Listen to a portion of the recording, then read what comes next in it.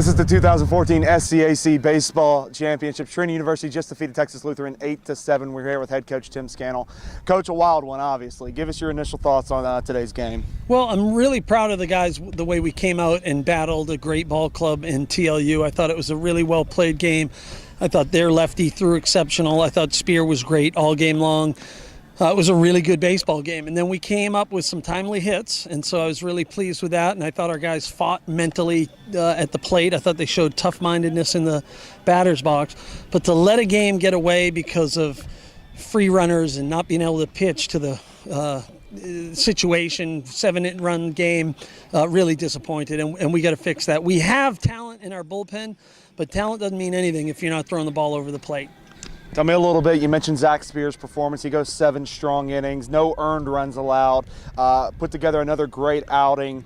You know, was named SCAC Pitcher of the Year earlier this week as well. Just tell me about his performance. Yeah, I thought what was kind of cool is that to play these tournaments and get an accolade during the middle of the tournament, like Pitcher of the Year, and then step up and perform like a Pitcher of the Year. I think that's a tough feat to accomplish, and I thought Zach did, and hats off to him. You know, he's good. He can throw multiple pitches. He knows how to back up pitches. His sequences are sharp.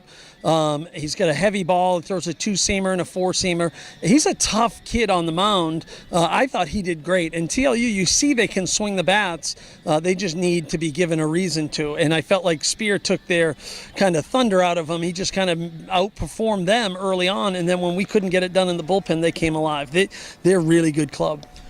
TLU builds the momentum, ties the game at 7 in the top of the 9th. You guys go into the bottom of the 9th and are able to get the game-winning hit from Pat Hirschberg.